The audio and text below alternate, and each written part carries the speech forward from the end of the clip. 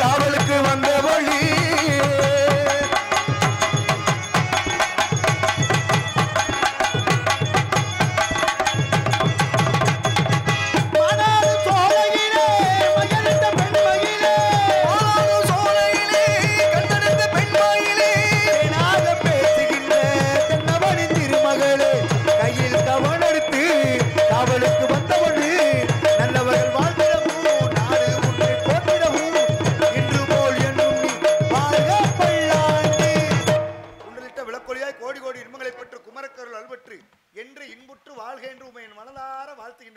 உங்களை பத்தி சகலம் தெரியும்.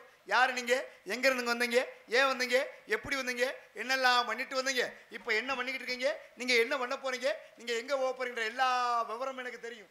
இருந்தாலும் உங்க நாவால சொல்லணும், உங்களுடைய செவியால கேட்கணும். அவா ஆசை, உங்க அண்ணனை பார்த்து பேசன்ற என்ன வரல, உங்க தோழியை பார்த்து கேட்கன்ற ஆசை வரல. அப்புறம் தான் இந்த இடத்துக்குரிய தலைவி நீங்கள் தான் என்பதை அறிந்து கொண்டேன். உங்களை பார்த்த உடனே தான் என்னமோ தெரியல, என் மனசுல இருக்க எல்லாத்தையும் உங்களோட சொல்லணும்ன்ற எண்ணம் வந்திருக்கு. அதனால கேட்கக்கூடிய சில விவரங்களுக்கு தகுந்தார் போல் பதிலளிப்பாயா? கண்டிப்பாக. என்ன பத்தி தான் எல்லாமே தெரியுன்றது இல்ல. நீங்க யாரு, எங்க பிறந்தீங்க, எப்படி வளர்ந்தீங்க, எத்தனை பிறவி எடுத்தீங்க, என்னெல்லாம் பண்ணிருக்கீங்க, இப்ப எல்லாம் பண்ணிக்கிட்டு இருக்கீங்க, நீங்க யாரோட சேர்ந்து என்னென்னலாம் பண்ணிக்கிட்டு இருக்கீங்க, அனைத்துமே நானும் அறிஞ்சிருக்கேன். ஏன் தெரியுமா? மூத்தோர் சொல்வாக்கு முதிர் நெல்லிக்கடி முன்னாள் துவர்க்கும் பின்னால் இனிக்கும் கேள்விப்பட்டிருக்கேன். நீங்க பெரியவா, பெரியவங்க சொன்னா பெருமாள் சொன்னது போலவா, உங்களை பற்றி சகல விவரங்களையும் எங்க அப்பா மூலமாக பெரியவங்க சொல்லி கேள்விப்பட்டிருக்கேன். ஏன்னா நாரதர் மகரிஷி கால் வைக்கக்கூடிய இடமெல்லாம் கழகம், எங்கெல்லாம் போய் என்னென்ன கழகம் பண்ணிருக்காரு, இந்த கழகத்தின் மூலமாக என்ன நன்மைகள் கிடைச்சிருக்கு அப்படின்றத நானும் அறிஞ்சிருக்கேன். ஆக வாங்க, என்னை பற்றி விவரங்கள் எடுத்து தெரிஞ்சுக்கணும் ஆசைப்படுறீங்க. கற்றது கைமண் அளவு, கல்லாதது உலகளவு. நாங்க எனக்கு தெரிந்த விஷயங்களாக ஒளிவு மறைவு என்பது இருக்கு, அது உண்மையை சொல்வது கடமைப்பட்டிருக்கேன். கேட்கறீங்களா?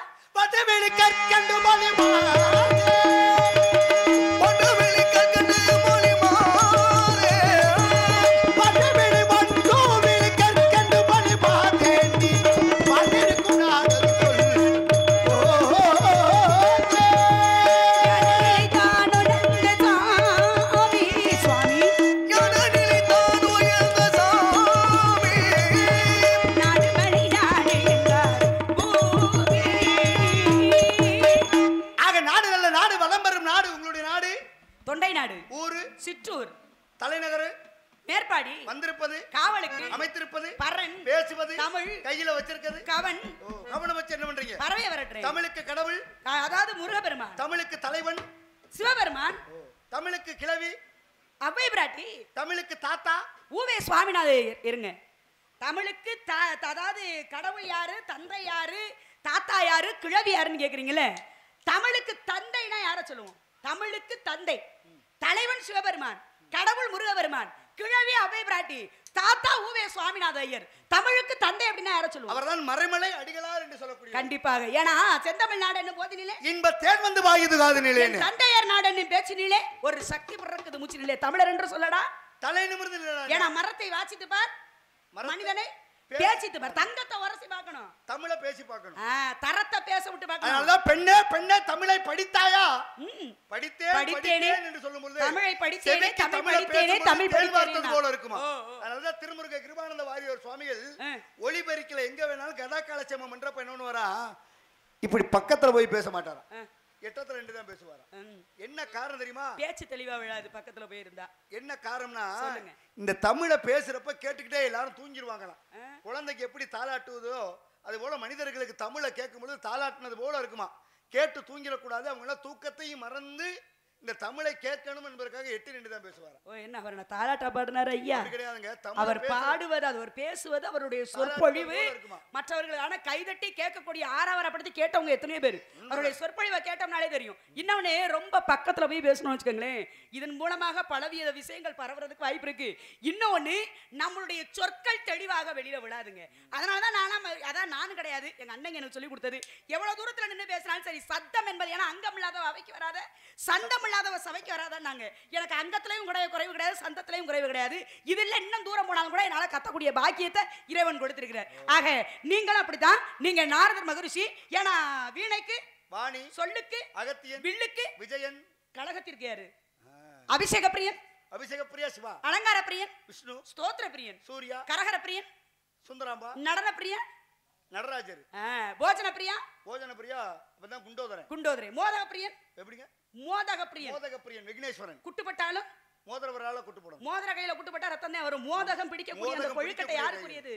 அவரை போய் கொட்டு ஒட்டு உக்கி வணங்குவதற்கு காரணம் என்னன்றது இருக்கு. ஏன்னா தவத்திற்கு ஒருவர், தமிழுக்கு இருவர், குணத்திற்கு மூவர், சவத்திற்கு நால்வர், சகலத்திற்கு ஐவர், சுவைகள் ஆறு, சுரங்கள் ஏழு, திக்குகள் எட்டு, கிரகங்கள் முதயா இப்பயா 9 கிரகம். நான் ஆரம்பத்துல கேட்கல, பொதுவாவே இப்ப நான் கலியுகத்துல இருக்கேன். கிரகங்கள் 9 என் கிரகமே.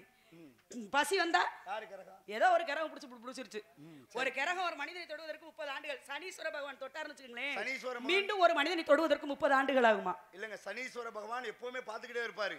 ஆனா சனியுடைய இது நிலை என்னன்னா 2.5 ஆண்டு. சரி, ஒரு ராசியில நிக்குதுன்னா 2.5 வருஷம் அங்கதான் இருப்பாரு. சரி, அந்த வீட்டுல தான் இருப்பாரு.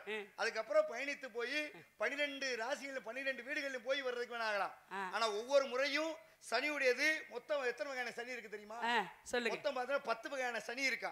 10 வகையான சனியிலும் ஒவ்வொரு சனியும் புடிச்சிட்டே இருக்கும். இப்ப உங்களுக்கு 8ஆம் இடத்துல இருந்துச்சுன்னு வச்சுங்களே, அது அஷ்டமத்து சனி. இந்த அஷ்டமத்து சனி 8ஆம் இடத்துல இருக்க சனி மட்டும் புடிச்சிச்சுன்னு வச்சுங்களே, சரி, அட வாழவே தேவரடா. 2.5 ஆண்டு சொல்லி போய் 2.5 ஆண்டு கூட சுலபமா முடிஞ்சு போயிடும். நான் 6.25 அரையும் இருக்கு பாருங்க, மொத்தம் 7.5 வருஷம். இது எந்த சனின்றது ஒன்று இருக்கு. சனீஸ்வர பகவானுடைய ஆலயத்துக்கு போனோம்னா அந்த சனீஸ்வரன், ஏன்னா ஈஸ்வர பட்டம் வென்றவர்கள் இந்த உலகத்தில் எத்தனை பேர் அப்படின்றது ஒன்று இருக்கு, கணக்கு இருக்கு. விநாயகர் பெருமானை கூட விக்னேஸ்வரா அப்படின்னு நீங்க சொன்னீங்க. ராவணேஸ்வரன், இலங்கை ஆண்ட ராவணேஸ்வரனுக்கு ஈஸ்வர பட்டம் அப்படின்றது ஒன்று உண்டு. சனீஸ்வரனுக்கு அந்த ஈஸ்வர பட்டம் யார் கொடுத்தது அப்படின்ற விஷயம் இருக்கு. சனீஸ்வர பகவானுடைய ஆலயத்துக்கு போனோம்னா சனீஸ்வர பகவானை நேருக்கு நேராக நின்று வணங்கக்கூடாது. ஏன்னா சனீஸ்வர பகவானுடைய பார்வை நேருக்கு நேரம் நம்ம மீது படக்கூடாது. சனீஸ்வர பகவான் இருக்கும் பொழுது சனீஸ்வர பகவானை சாய்ந்து தான் வணங்கணும் அப்படின்வாங்க. இப்படி ஒவ்வொரு தெய்வங்களையும் வணங்கக்கூடிய முறை. அதே போல முருகப்பெருமானுக்கு கோயிலுக்கு போகணும்னு வச்சுக்கோங்களேன். சரிங்க, முருகனை பார்த்து முருகனுடைய முகத்தை பார்க்க கூடாதா, கையில வைத்திருக்கக்கூடிய வேலை பார்க்கணும். ஏன்னா அவர் கையில இருப்பது ஞானவேல். ஞான வேலை பார்த்தால் ஞானம் பிறக்கும். ஞானம் பிறந்து விட்டால் ஞான கடவுளுடைய அனுகிரகமே நமக்கு கிட்டுமா? அடி உதவுவத மாதிரி அண்ணன் தம்பி உதவுவாங்களா?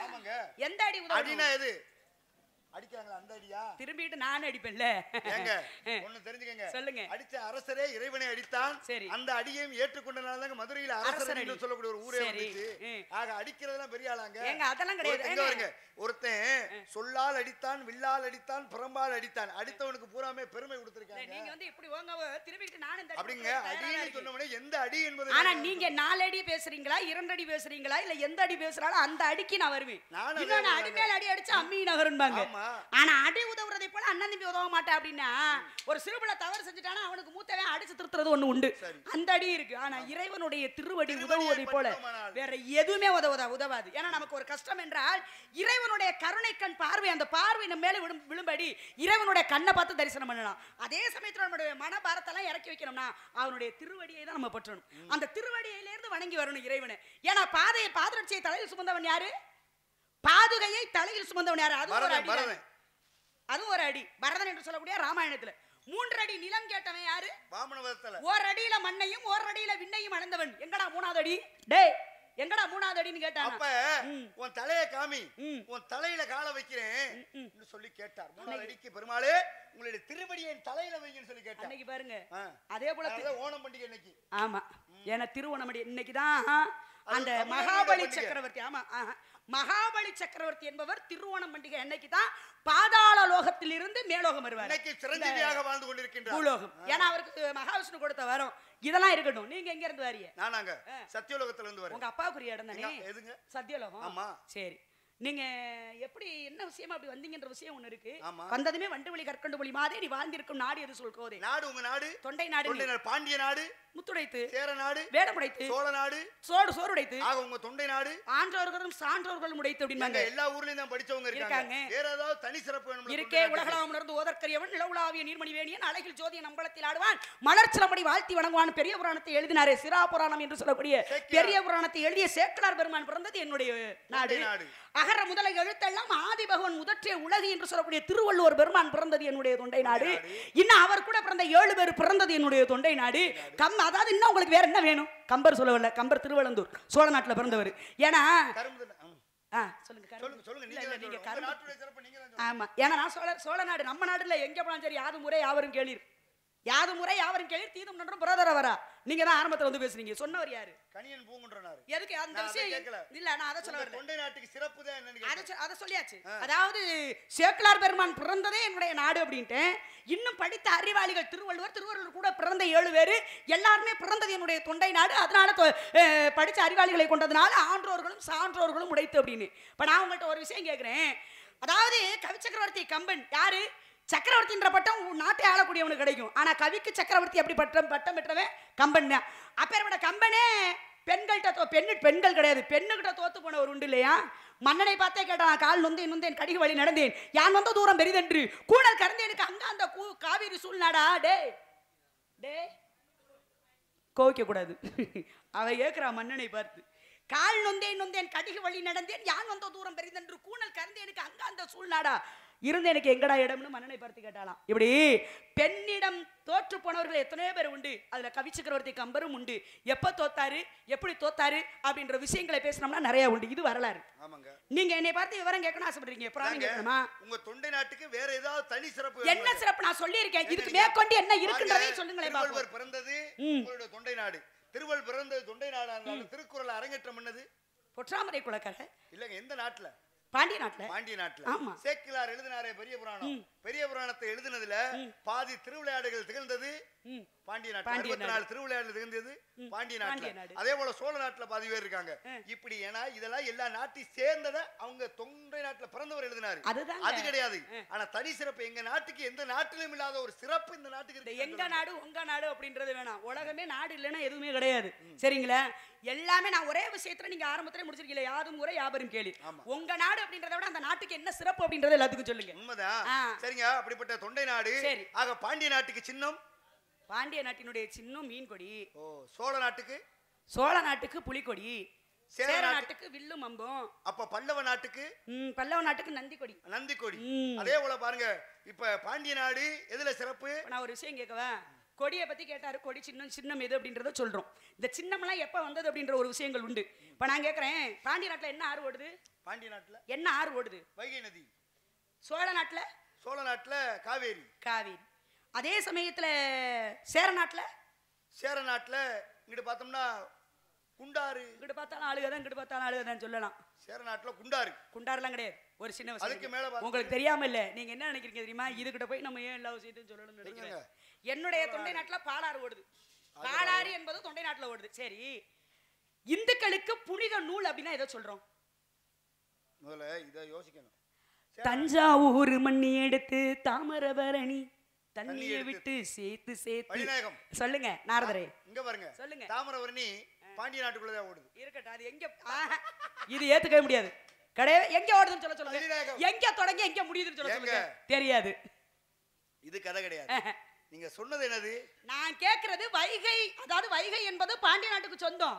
ஆமா, உண்டு. ஏன்னா நல்லா தெரிஞ்சுங்க, தேனி மாவட்டம் இருங்க. தேனி மாவட்டம் எங்க அப்படி பார்த்தோம்னா அதுவும் சேர நாட்டுக்குள்ளதான் ஆரம்பிக்குது. வாயில வந்தது பேசக்கூடாது. வாய் நீங்க சொன்னதுக்கு தான் சொல்றேன். அப்படி பார்த்தா வைகை ஆத்து எங்க உருவாகுது? கேரளாக்குள்ள சேரநாடு. சரி, அப்ப சேரநாடு சொல்ல முடியும். பாண்டிய நாட்டுல ஓடக்கூடியது வைகை நதி. சரி, சரியா? எங்க எல்கை அப்படின்றது ஒண்ணு இருக்குல்ல. பாண்டிய நாடு எத்தனை காதலத்தை கொண்டது. அதே போல தாமிரபரணி ஓடுறது திருநெல்வேலியில, அது பாண்டிய நாட்டுக்கு உட்பட்ட. சோழ நாடு 24 காத தூரம். கன்னியாகுமரியில பாதிதான் சேரநாடு. கன்னியாகுமரியில பாதி பாண்டிய நாட்டுக்குள்ள வந்துருது. மாவட்டமா பிரிக்கிறதுக்கு முன்னாடி பாதி பாண்டிய நாட்டுக்குள்ள வந்துருது. தாமிரபரணின்னு சொன்னீங்கன்னா பாண்டிய நாட்டுல ஒண்ணு. இத விட்டுருங்க. அதனால நெல்லுக்கு வேள்வி போட்டான் திருநெல்வேலி. அது நெல்லுக்கு வேலி போட்டாரு நெல்லையப்ப சுவாமி. அதெல்லாம் நல்லா தான் தெரியுது. அதெல்லாம் சொல்ல வரல. ஒரு சின்ன விஷயம். அதாவது இந்த நதிகள்லாம் எங்க தொடங்கி எங்க முடியுது. இப்ப பாண்டிய நாட்டினுடைய எல்லை எத்தனை காத தூரம் அப்படின்றது ஒவ்வொரு நாட்டுக்கும் ஒரு காத தூரம் இருக்கு. அப்ப அந்த காத தூரங்களை கணக்கிட்டாலே எல்லா கணக்குகளும் தெரிஞ்சு போயிடும். இப்ப நான் அதை சொன்னா வில்லங்கமா போயிடும். அதனால நீங்க சத்தியலோகத்துல இருந்து வர்றீங்க இல்லையா? உங்க அப்பா பேச்ச முதல்ல நீங்க கேட்டீங்களா? எப்படிங்க? உங்க அப்பா பேச்ச நீங்க கேட்டீங்களா? எங்க அப்பா பேச்ச கேக்குறேன் கேட்கலங்க பிரச்சனை கிடையாது. எங்க அப்பா என்ன சொன்னா, இல்லறத்தை நாடி போக சொன்னாரு. நான் இல்லறவே வேணாம், துறவரத்தை மேற்கொண்டேன். பெரிய விஷயம். துறவரம் மேற்கொண்ட தவறா? நாரதர் மகரிஷிக்கு திருமணம் தெரிஞ்சுக்கமா? இங்க வருங்க, இந்த நாடகம் நடக்கிற போது 2 பேரும் நடிச்சிட்டு இருக்க முடியல. இதுக்கு காரணம் யாரு தெரியுமா?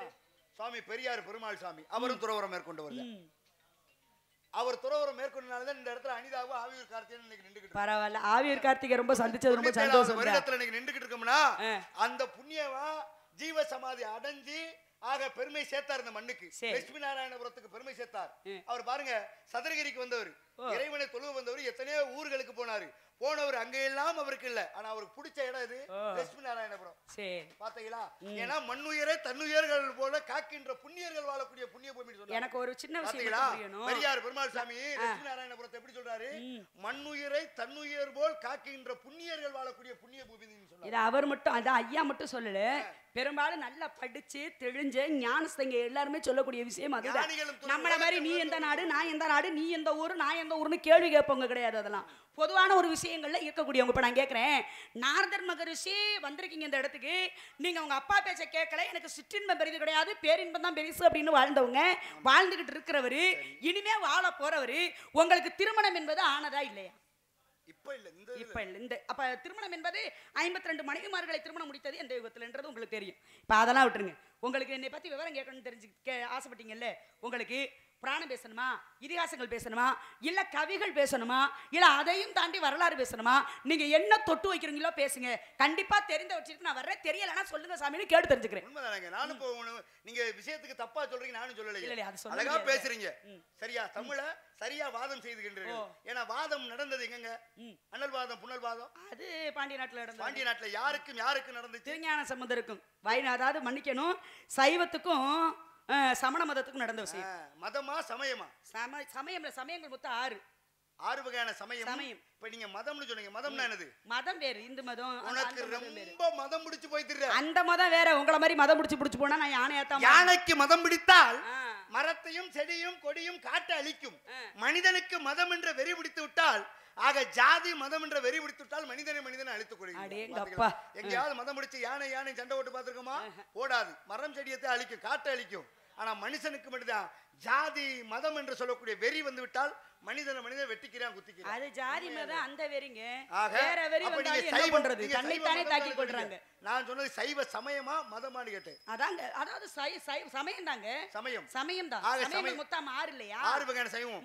6 வகையான சைவம் என்ன? சைவம், வைணவம், கானாபத்தியம், காத்தம், கௌமாரம், சாப்தம் சொல்ல 6 வகையான சமயங்கள். இந்த 6 வகையான சமயங்களை தொகுத்து வழங்கின ஒரு உலகத்துக்கு சொன்னவர் யாரு? சொல்லுங்க. அவர்தான் ஆதிசங்கரர் என்று சொல்லக்கூடியவர். இந்த ஆதிசங்கரர் தான் சமயங்களை வகுத்து கொடுத்தாரு. வகுத்து கொடுத்தவர் என்ன பண்ணாருன்னா, ஓடக்கூடிய கங்கை இருக்கு பாத்தீங்களா, கங்கையில ஸ்நானம் பண்றதுக்காக நீராடுறதுக்காக போறாரு. போனவர் என்ன பண்ணா, அங்க துணி துவைச்சுக்கிட்டு ஒரு ஏகாலி என்ன தெரியுமில்ல? சலவை தொழில துணி துவைக்கிறவன். இந்த துணி துவைக்கிற என்ன பண்ணிட்டு துணி துவைச்சுக்கிட்டு இருக்கான். அப்ப அங்க போய் ஒரு அந்தனர் சொல்றாரு, சுவாமிகள் ஸ்நானம் பண்றதுக்காக வர்றாரு, இங்க குளிக்கிறதுக்காக வர்றாரு, கொஞ்சம் அப்புறப்படுத்துறான்னு சொல்லிடுறாரு. சுவாமிகள் ஆதிசங்கரரே வர்றாரான்னு உணர்ந்து கொண்டவன் இவன் அழுக்கு துணியை பூரா அள்ளிக்கிட்டு ஓரம் போயிடுறான். அவங்க ஐயா துவைக்கிறாரு, அவங்க அப்பா துவைக்கிறாரு, அதுக்கப்புறம் இவன் துவைக்கிறான். 3 தலைமுறையா ஒரே இடத்துல துவைச்சுக்கிட்டு இருக்கான். துவைச்சுக்கிட்டு இருந்தவன் என்ன பண்ணிடுறான், ஆதிசங்கரர் வர்றாருன்னு அழுக்கு துணியை பூரா அள்ளிக்கிட்டு ஓரமா போறான். போனவன் மனசுக்குள்ள ஒரு அற்ப ஆசை ஏற்படுது, ஆதிசங்கரரை எப்படியாவது தொழுவணும், கையெடுத்து கும்பிட்டுக்கணுமேனு ஆசை. அப்பதான் அங்க இருக்க அந்தனர்கள் மத்தியில கேட்கிறேன், சுவாமிகளை நான் ஒரு தடவை நமஸ்காரம் பண்ணிக்கலாமான்னு கேட்டுப்படுறேன். கேட்டவனே அப்ப அங்க இருந்தவர் சொல்ல, நீ போய் சுவாமிகளை நமஸ்காரம் பண்றா, தள்ளி போட எட்டி நின்றான்னு சொல்லி போறேன். ஆதிசங்கரர் பக்கத்துல நெருங்கி வந்துறாரு. அப்பதான் இவன் கேட்கிறேன், சுவாமி நீராடுற கங்கையும் நான் அழுக்கு துணியை துவைக்கிறேன் அந்த கங்கையும் ஒண்ணுதானே, அது மட்டும் ஒன்னா இருக்கும்போது மனுஷன்ல எப்படிங்க உயர்ந்தவன் தாழ்ந்தவன் வர முடியுங்க, எல்லாருமே ஒண்ணுதானேன்னு சொல்லி போறேன். அப்பதான் உணர்ந்தார் ஆதிசங்கரர். அவன் கேட்டது சரியான கேள்விதானே. அவன் அழுக்கு துணியை துவைக்கிறான், அந்த கங்கையும் நான் நீராடுற கங்கையும் ஒண்ணு இருக்கும்போது மனுஷன்ல இவங்க உயர்ந்தவன் தாழ்ந்தவன், இங்க எல்லாருமே சமம் என்று சொல்லி உணர்ந்தவர். தான் எழுதின ஏடுகளை பூரா, நீங்க சொன்னத்தில் 6 வகையான சமயங்கள், எழுதின ஏடை பூரா நேரா கொண்டு போய் எங்க ஓட்டார் தெரியுமா? காஞ்சி காமகோடி பீடத்தில் இருக்க குளம், அந்த குளத்துல போய் அள்ளி எல்லாத்தையும் எரிஞ்சிடறாரு. பாத்தீங்களா, சமயங்களை வகுத்தவர் குளத்துல எடுத்து எரிஞ்சிடறாரு. அதான் காஞ்சி காமகோடி பீடம். இப்பதான் ஒருத்தர் தீட்சை கூட வாங்கினாரு. தீட்சைன்னா என்னது? மசியும் சொல்லணும். ஆக அன்று ஒருத்தர் குடித்த பாலால 6 பேத்துக்கு தீட்சை கிடைச்சிச்சு. எங்க? சரவணம் என்னும் ஞான பொய்கையிலே முனிவர்களாக சாபம் வாங்கி மீனாக மாறினவங்களுக்கு அங்க பெருமை கிடைச்சிச்சு. நான் ஒரே ஒரு விஷயம் கேட்கிறேன், மீன் பேசுறீங்கல்ல, உங்க மதுரை மீனாட்சி அம்மன் கோவில் தெப்பக்குளத்துல மீன்கள் வசிப்பது கிடையாதுன்றாங்கல்ல, இதுக்கு என்ன காரணம்? கேள்வின்றது கிடையாது. இல்ல மதுரை அப்படின்றது சுத்து வட்டாரத்தை பத்தி, மதுரையில் பிறந்து வளர்ந்து அது என்ன அப்படின்றது உங்களுக்கு தெரிஞ்ச விஷயம் தானே. அதுக்காக கேட்குற ஒரு விஷயம். ஏன்னா நான் சோழவள நாட்டிலேருந்து வர்றேன். நாடு பெரிதல்ல, என்ன விஷயங்கள் இருக்கு அப்படின்றதுக்கு ஒரு பெருசு. இப்ப எங்களுடைய சோழவள நாட்டுல வைத்தீஸ்வரன் கோவில் அப்படின்றது ஒண்ணு இருக்கு. வைத்தீஸ்வரன், அது வைத்தீஸ்வரி பாருங்க, பொம்பளை மேலதான் ஆகும் போது இதுக்கு அது இருக்கு. நான் வைத்தீஸ்வரன் ஆம்பளை பத்தி பேசிட்டு இருக்கேன். வைத்தீஸ்வரன் ஆலயம், இந்த ஆலயத்துல உள்ள தெப்ப குளத்துல தவளைகள் வசிப்பது கிடையாது. ஏன் தவளை வசிப்பது கிடையாதுன்னா, மண்டூக மகரிஷி சாபம் கொடுத்த காரணத்தினால. மண்டூகம்னாலே தவளை, தவளை வடிவம் எடுத்து அவர் அதாவது தவம் செய்யறாரு. அது தவத்தை கெடுத்த காரணத்தினால அங்க வந்து தவளை வசிப்பது கிடையாதுன்ற ஒரு சாபம் இருக்கு. யாரு கொடுத்ததுன்றது ஒண்ணு. அதுபோல மதுரை மீனாட்சி அம்மன் கோவில் அந்த பொற்றாமரை குளத்துல மீன்களே வசிப்பது கிடையாது. இதுக்கு காரணம் என்ன? இதுவும் நம்ம வந்து படிச்சதுதான். மீனாட்சி அம்மன் கோவிலை பத்தி படிச்சோம்னா எல்லா சலபுராணங்களும் தெரிஞ்சு போயிடும். இது உங்களுக்கு தெரியாத விஷயங்கள் கிடையாது, நீங்க பெரியவா, அதனால இந்த விஷயங்கள் என்ன அப்படின்றத நான் கேட்கிறேன். சரி, அதை விடுங்க. உங்க பாட்டன் மகாவிஷ்ணு எத்தனை அவதாரம் எடுத்திருக்காரு? 10 அவதாரம். 10 அவதாரம் இருக்கு. எத்தனை அவதாரம் எடுத்திருக்காங்க? ஆனா எடுத்தது 9 அவதாரம். என்னென்ன? மச்சா, குர்மா, வராக, ராமா, பலராமா, பரசுராமா, வாமா, கிருஷ்ணா. மச்சான்றது என்ன? மச்சம்னா என்ன? மச்சம்னா மீன். மீன். அதாவது கூர்மம்னா சொல்லுங்க. கூர்மம்னா ஆமை. அது வராகம்னா பன்றி. வாமனம்னா குள்ள அவதாரம். நரசிம்மம்னா மனித உடல் சிங்க முகத்தோடு. மிருகமும் இல்லாம மனிதனும் இல்லாம. அது இரணியனை அழிப்பதற்காக இரணியன் கேட்ட வரம். இரணியன் என்று சொல்லக்கூடியவன். வீட்டிற்குள்ளும் சாவு வரக்கூடாது, வெளியிலும் சாவு வரக்கூடாது, இரவிலும் சாவு வரக்கூடாது, பகலிலும் சாவு வரக்கூடாது. மனிதனாலும் மிருகம் எந்த ஆயுதத்தாலையும் எனக்கு சாவு வரக்கூடாது. அதனாலதான் வீட்டு வாயிற்படி இன்னைக்கு பாருங்க, பெண்கள் தலை விரிச்சு வாசப்படியில உட்காரக்கூடாதுன்னு சொல்லுவாங்க. அதுக்கு ஒரு காரணம். அப்ப இவர் என்ன பண்றாரு? மனித உடலும் அல்ல, மிருக உடலும் அல்ல. மனித உடல், மிருக தலை, சிங்கத்தினுடைய தலை. அப்ப பகலும் அல்லாத, இரவும் அல்லாத, அந்தி பொழுது, எந்த ஆயுதங்களும் அல்லாத தன்னுடைய நகக்கண்ணை கொண்டு கிழித்துக் கொள்றார். மடி அது அவர் என்ன தரையும் இல்லாமல், எங்க அந்தரத்திலும் இல்ல, அதாவது என்ன சொல்றது, மேல வானத்திலும் கிடையாது, சொர்க்கத்திலும் கிடையாது, தரையிலும் இல்லாம எனக்கு ஒரு சாவு வேணும். அதனால கேட்டதின் பேர்ல மகாவிஷ்ணு நரசிம்ம அவதாரம் இருக்காரு. மச்சமாக மீனாக அவதாரம் எடுப்பதற்கு எத்தனை என்ன காரணம்? மீன் அவதாரம் வந்து மீனுக்கு எத்தனை அறிவு? ஓரறிவு மரம் செடி கொடி. ஈரறிவு படைத்தது இந்த மண்ணில் வாழக்கூடிய எறும்பு, கரையான், பூச்சி இனங்களுக்கு. 3 அறிவு படைத்தது நீரில் வாழக்கூடிய ஜீவராசி. 4 அறிவு படைத்தது பறவை இனங்கள். 5 அறிவு படைத்தது மிருகங்கள். 6 அறிவு படைத்தது எங்களை போன்ற மனிதர்கள். 7 அறிவு படைத்தது உங்களை போன்ற முனிவர்கள். ஏன்னா அஷ்டமா சித்துக்களை கற்றவங்க, அனிமா, மகிமா, கரிமா, லகிமா, பிராத்தி, பிரகாமியம், ஈசத்துவம், வசித்துவம் என்று சொல்லக்கூடிய அஷ்டமா சித்துக்களை கற்ற நாரதர் மகரிஷி, உங்களை போன்ற முனிவர்கள். அப்ப 8வது அறிவை படைத்தது தெய்வங்கள் அப்படிம்பாங்க. இது போல ஒவ்வொரு அவதாரம் உங்க பாட்டை எடுத்திருக்காரு அப்படின்னா அதுக்கெல்லாம் ஒரு பெருமைகள் உண்டு. பெண்ணாக கூட அவதாரம் எடுத்திருக்காரு. மோகினி என்று சொல்லக்கூடிய பெண்ணாக கூட அவதாரம் எடுத்திருக்காரு. ஏன் பெண்ணாக அவர் அவதாரம் எடுத்தாரு? என்ன இந்த பாரு, நொந்தா பாரு, அந்த வரல. பெருமாள் 57 அவதாரம் எடுத்திருக்காரு. எத்தனை? 57 அவதாரம் எடுத்து. ஏ அப்பா, பெரியாழ்வார் பாடுறாரு. என்ன சொல்றோன்னு தெரியல. பெரியாழ்வாரும் ஆண்டாலும் பாடும் பொழுது, பாசுரம் பாடும்போது பெருமாள் 57 அவதாரம் எடுத்ததாக பாடுறாங்க. அது அவதாரம்னா எல்லாத்தையும் சேர்க்கும், சேர்த்து வெங்கடேசனாக அவதாரம் எடுத்தாங்க, எல்லா அவதாரம் சேர்த்து அப்படி அவங்க பாடும். பெரியாழ்வாரும் ஆண்டாலும் பாடுறாங்க. சரி, இத்தனை அவதாரங்கள் இருக்கும்போது ஏன் இந்த கணக்குப்படி இந்த 9 அவதாரத்தை மட்டும் ஏன் வைக்கணும்? காரணம் அதுக்கு பூரா தனி சிறப்பு இருக்கு. மோகினி அவதாரம் எடுத்தாரு. மோகினி அவதாரம் பெண்ணாக மாறி இருக்கிறாரு. பெண்ணா மாறினாரு. எத்தனை முறை எடுத்திருக்காரு? ஏன்னா பாருங்க, குருஷேத்திர போர்க்களத்துல நல்லரவான் ஒருத்தர். அரவான் யாருன்னா, அரவன் அர்ஜுனனுக்கும் கடல் உளிப்பிக்கும் என்று சொல்லக்கூடிய நாகக்கண்ணிக்கும் பிறந்த பிள்ளை. கடல் தேவதேவ என்னன்னா, கல்யாணம் பண்ணிக்கல, மாங்கல்யம் கட்டல, மனசு முடிச்சுக்கிருச்சு. அர்ஜுனன் ஆத்து மணல் என்னலாம் அர்ஜுனுடைய பொண்டாட்டி என்ன முடியுமா? எதற்காக? நீராட, தன்னுடைய பாவத்தை கழிப்பதற்காக நீராட போனவன். போன இடத்துல அந்த பெண்ணை பாக்குறேன், பார்த்தோன்னே காந்தர்வமனம். ஏன்னா திருமணம் முடிச்ச காதல் கொண்டு அங்க ஒரு குழந்தை பிறக்குது. குழந்தை பிறந்தா இப்ப குருஷேத்திர போர்க்களத்தை நடந்தணும். நிறைஞ்ச அமாவாசை அன்னைக்கு நரபலி கொடுக்கணும். நரபலி கொடுக்கணும்னா 32 லட்சணம் நிறைந்தவன நரபலி கொடுக்கணும்.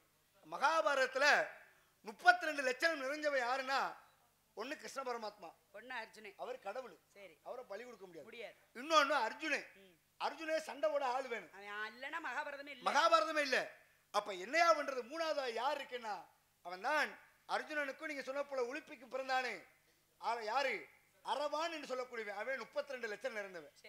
இப்ப இவனை வந்து திருமணம் முடிக்கணும், இவனை வந்து நரபலி கொடுக்கணும் எல்லாரும் முடிவு பண்ணிடுறாங்க. சரின்னு ஒப்புக்கொண்டிறான். ஆனா அவனுக்குள்ள ஒரு ஆசை, இந்த தாய்க்கு ஒரு ஆசை, மகனை என்ன பண்ணணும், கல்யாணம் பண்ணி பார்க்கணும். எல்லா தாய் தகப்பனுக்கும் ஒரு ஆசை இருக்கும். தாய் தகப்பனுக்கு ஆசை வந்தெல்லாம் சரி, விடிஞ்சா உசுரோட இருக்க மாட்டேன்னா எவனா பொண்ணு தருவானா? சாகரவனுக்கு, நாளைக்கு சாகரவனுக்கு இன்னைக்கு யாரு பொண்ணு கொடுப்பா? யாருமே பொண்ணு தர மாட்டாங்க. கொடுப்பாங்களா?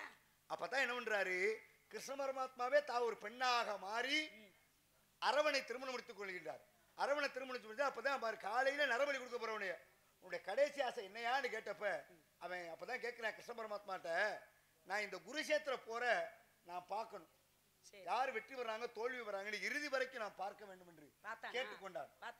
அப்ப என்ன பண்ணிடுறாங்க, நீ செத்தாலும் உன் தலை பார்த்துக்கிட்டு இருக்கும். இல்ல கிடையாது. மகாபாரதத்தை நீங்க முழுசா படிச்சிருப்பீங்க. நீங்க வந்து நாரதர் வேஷம் போட்டிருக்கீங்க அப்படின்றதுக்காக எல்லாத்தையும் நான் ஏத்திட்டு போக முடியாது. ஒரு சின்ன விஷயம் மட்டும், அரவானை பழி கொடுக்குறாங்க. அரவானை பழி கொடுக்கும் பொழுது அவன் கேட்குறான், இங்கே வாங்க, என்னை பழி கொடுக்குறதுலாம் சரிதான், ஆனால் எனக்கு திருமணம் என்பது ஒன்று ஆகணும். திருமணம் ஆனது அப்படின்னா நான் இறந்ததற்கு பிறகு என் மனைவி என்னுடைய உடலை அவள் மீது கிடத்தி மார்லையும் தோல்லையும் அடிச்சு அழுகணும், தலையிலையும் அடிச்சு அழுகணும். அது அந்த என்னவோ ஒரு சொல்லுவாங்களே இப்படி அடிச்சு அழுகிறதுக்கு, அது என்ன ஒப்பாரி, அதை கேட்குறான். அதனால தான் இன்னைக்கு பாருங்க, நான் அந்த கூத்தாண்டவர் கோவில்ல உடனே திருமணம் பண்ணி உடனே அறுத்து அடிச்சு அழுகுறாங்க இல்லையா பாலினத்தவர்கள். அதாவது இப்படி மூன்றாம் பாலினத்தவர் திருநங்கைகள்.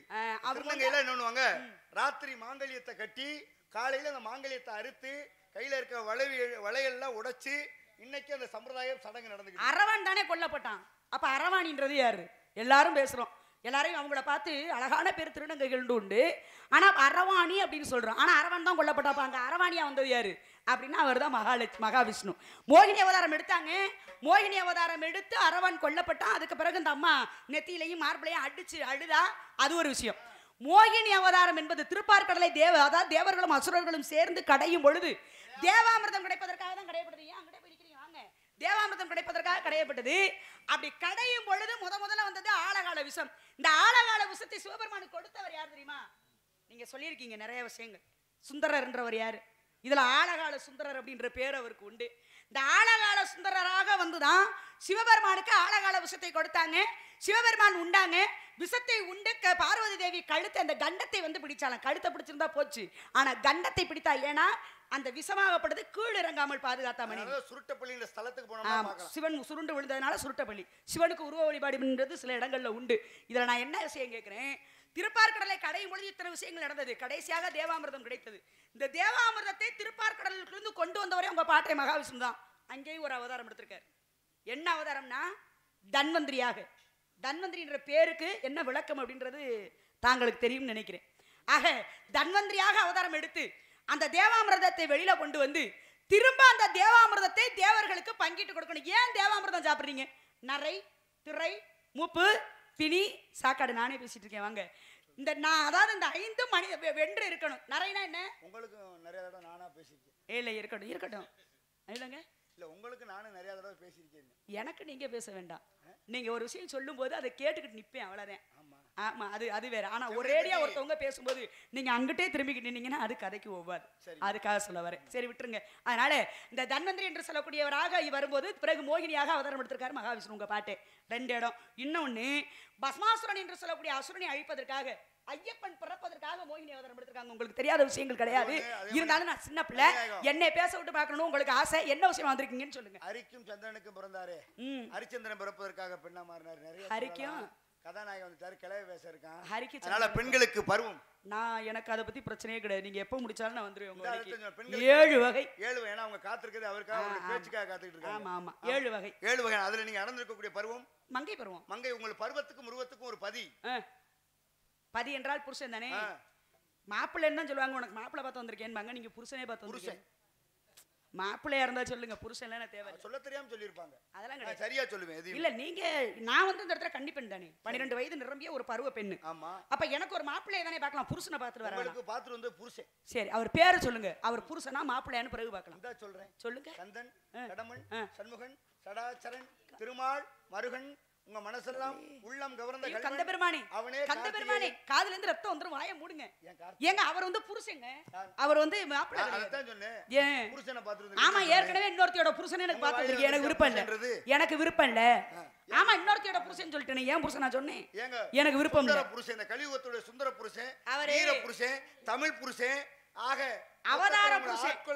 அவதார புருஷனா இருக்கணும், யவதார புருஷனாவும் இருக்க கூடாது. எனக்கு அதுதான். அதனால நீங்க பார்த்து வந்த மாப்பிள்ளை எனக்கு விருப்பம் கிடையாது. அவர் அவதார புருஷனா யவதார புருஷனா? உனக்கு புருஷன் அவர். எனக்கு தேவையில்லைங்க. நீங்க வச்ச ஆளா காரணம். நான் கேக்குறேன், காவல் யாருக்கா வந்தீங்க? கந்தபெருமானுக்காக. கந்தபெருமானுக்கு. உன் குலக்கடவுள் யாரு? அவர்தான். மனசுல யாரு நினைச்சுக்கிட்டு? அவர்தான் நினைச்சு. எல்லா இடத்துலயும் முருகன் இருக்காரு. இருக்காரு. ஆக இங்கேயும் முருகன் இருக்காரு. இருக்காரு. அப்ப எல்லா குன்று இருக்கும் இடமெல்லாம் குமரன் இருப்பான்னு சொல்லுவாங்க. குன்று இருக்கும் இடமெல்லாம் குமரன் இருக்கணும்னா அப்ப திருப்பதியில ஏன் பெருமாள் இருக்காரு? எங்க திருப்பதியில ஆரம்பத்துல இருந்தது அவர்தானே.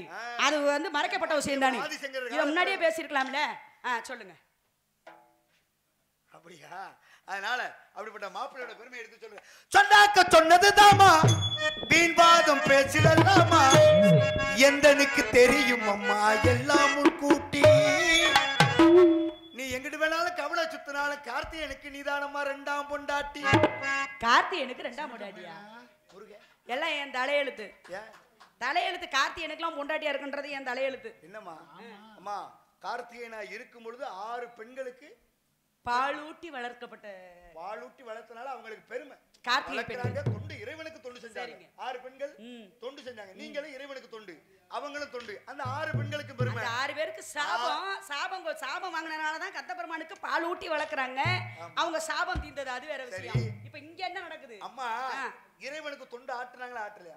வாழைப்பழ தோலை பார்க்க கூடாது, உள்ள இருக்க பழத்தை மட்டும் தான். சரி, இருக்கு. சரியா? ஏன் தோல் வேண்டாமா? தோல் தேவையில்லை. தோல் இந்த மாதிரி தீய சக்தியை அழிப்பதற்கு எனக்கு தேவைப்படும். ஏங்க போட்டு விடமா வலிக்கு சாங்கடான்னு போக வேண்டியது. இதுல என்ன தீய சக்தியா? கையோட கும்பிட்டு தொழுவீங்க. அடேங்க அப்பா, நல்லதுன்னு இருந்தா கெட்டதுன்னு இருக்கும். வாயை முடிக்கிட்டு போங்கயா. எதுக்கு வாயை? மாப்பிள்ளை வேணாம்ன்ற ரொம்ப பேசி. என்ன காரணம்? பிடிக்கலன்ற காரணம். எனக்கு பிடிக்கல. ஏற்கனவே இன்னொருத்திய கட்டி வச்சிருக்காரு. இருக்கட்டும். இரண்டாம் தரமா போக விருப்பம் இல்ல. தலையெழுத்து இரண்டாம் தரமா போக. இதெல்லாம் நீங்க பேசப்படாது. எனக்கு மாப்பிள்ளை பிடிக்கலனா போயிரணும். ஆழ்வார், பெரிய ஆழ்வார் புத்தூரிலே எத்தனையோ சீமான்களும் செல்வந்தர்களும் வாழ்கின்றார்கள்.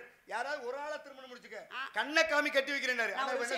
மாலே மணிவண்ணா மார்கழி நீராடுவார் வேலையார் செய்வனைகள் வேண்டியனை கேட்டேனே, நான் ரங்கநாத பெருமானத்தை திருமணம் முடிச்சாலே முடிப்பேன் நின்றாலே ஒத்த கையில. அது இருந்துட்டு போகுது. அவ ஆண்டாள் இருந்தா அதெல்லாம் கேட்க வரல.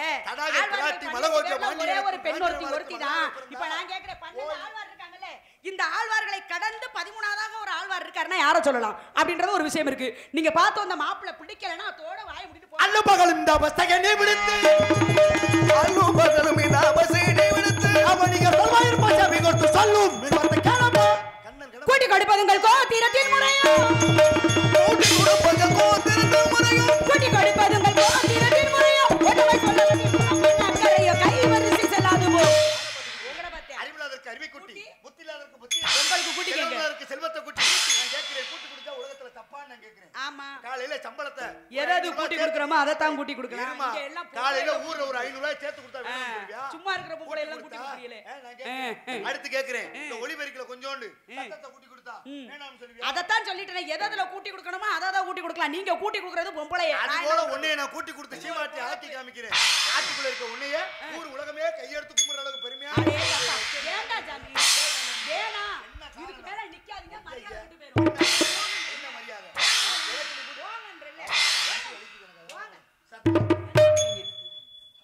கார்த்திகேயனை கல்யாணம் பண்ணிக்கணுமா? ரொம்ப அவசியம் எனக்கு. அப்பாடா தம்பி ரமேஷ், கார்த்திகேயனை கல்யாணம் பண்ணிக்கணும்னு ஒரு சொல்றாரு. கார்த்திகை பெண்கள் வளர்த்ததுனால கார்த்திகேயன். ஆனா அந்த முருகபெருமானை தான் நான் மாப்பிள்ளையவே நினைச்சிருக்கேன்.